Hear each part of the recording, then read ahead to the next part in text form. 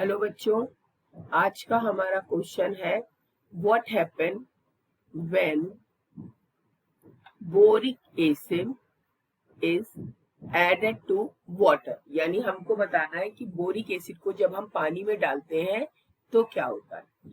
तो हमें कोई भी कॉन्सेप्ट पढ़ने के लिए पहले क्या होता है, हमें पता होना चाहिए उसका फॉर्मूला क्या होता है। तो बोरिक एसिड का फॉर्मूला क्या होता है, ठीक, BOH का होल थ्रेड। तो हमें ये बताना है कि बोरिक एसिड पानी में डिसॉल्व होने के बाद क्या होता है। तो पानी हमारा ठंडा भी हो सकता है, पानी हमारा गर्म भी हो सकता है, पानी हमारा नॉर्मल भी हो सकता है। तो अलग अलग कंडीशन में हमारे पास बोरिक एसिड के डिसॉल्व होने की प्रॉपर्टी अलग अलग होती है। यानी हमारा की कॉन्सेप्ट क्या हुआ कि हमको ये एक तो पी ब्लॉक एलिमेंट है, तो हमें पी ब्लॉक की प्रॉपर्टी पता होनी चाहिए। यानी की कॉन्सेप्ट क्या है कि हमें पता क्या होना चाहिए, properties of P block element. P block की प्रॉपर्टी हमें पता होगी कि वो वाटर के साथ कैसे रिएक्ट करता है। तो हम इजीली बता सकते हैं कि बोरिक एसिड पानी के साथ रिएक्ट करके क्या करता है। ठीक है, तो सबसे पहले हम क्या करते हैं कि उसका फॉर्मूला लिखते हैं बोरिक एसिड का। ठीक है, तो बोरिक एसिड आपका क्या हो गया, बोरिक एसिड का फॉर्मूला क्या हो गया, बोरिक एसिड कैसे रिप्रेजेंट किया, इज रिप्रेजेंटेड बाय,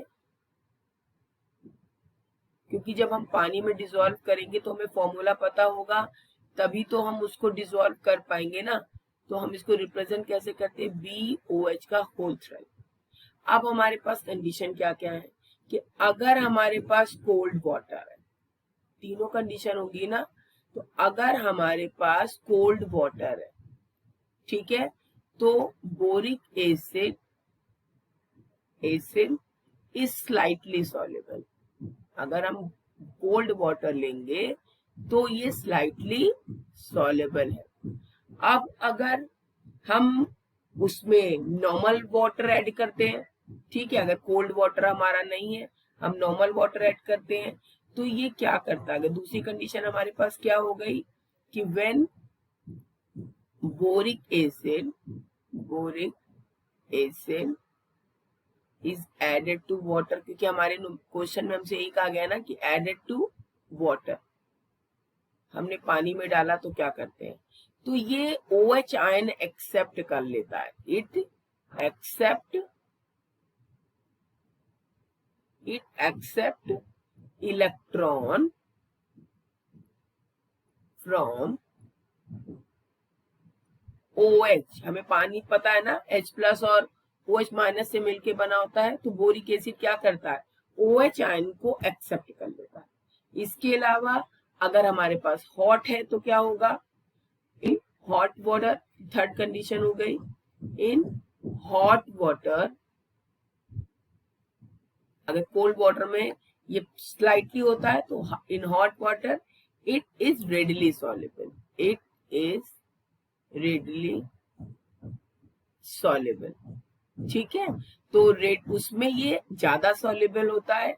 अब हम रिएक्शन लिख देते हैं, जो वाटर में अगर सॉल्युबल होता है तो हमारा क्या होगा, अगर हम पानी को ऐड करते हैं, यानी ऐड करते हैं वाटर को, तो क्या बनेगा, तो हम रिएक्शन लिख देते हैं। तो the chemical reaction can be represented as, क्या रिएक्शन है हमारे पास, हमने फॉर्मूला पहले लिख लिया था, यानी BOH का होल थ्राइस, हमने क्या डाल दिया, वाटर डाल दिया, हमारे पास कंपाउंड क्या बन गया, बी, हमने कहा था ना OH आयन को एक्सेप्ट करता है, तो देखो 3 OH थे, एक वो है ना इसने एक्सेप्ट कर लिया, तो यहाँ पर क्या होता, OH माइनस एक्सेप्ट किया ना, तो यहाँ पर क्या हो जाता है, माइनस चार्ज हो जाता है, जो H प्लस बचा वो रिएक्ट करके क्या बनाएगा, हाइड्रोनियम। ठीक है, तो उसने, तो ये जो बोरिक एसिड होता है ये क्या करता है, बोरिक एसिड बिहेव कैसा करता है, behave as a weak monobasic acid. ठीक है, तो बड़ा क्या हमसे कहा गया था, वाटर ऐड कर, वाटर ऐड करने पर उसने क्या बनाया, BOH का होल 4 माइनस चार्ज आएगा, क्योंकि उसने क्या किया, OH को एक्सेप्ट किया, कहां से, वाटर से। तो वाटर से वो क्या करता है, OH आयन को एक्सेप्ट करके, देखो 3 OH थे, बस उसने एक्सेप्ट करके OH 4 बना लिया, और OH पे माइनस चार्ज जो था वो माइनस चार्ज इस पर आ गया। ठीक है, तो ये तीनों कंडीशन पे वाटर से रिएक्ट करता है, बट अगर कोल्ड वाटर होता है तो स्लाइटली सॉल्युबल होता है, वाटर ऐड करते हैं तो OH आयन को नॉर्मल वाटर में वो क्या करता है, OH आयन को अट्रैक्ट कर देता है, और हॉट वाटर में भी वो रेडिली सॉल्युबल होता है। I hope you understand. Thank you.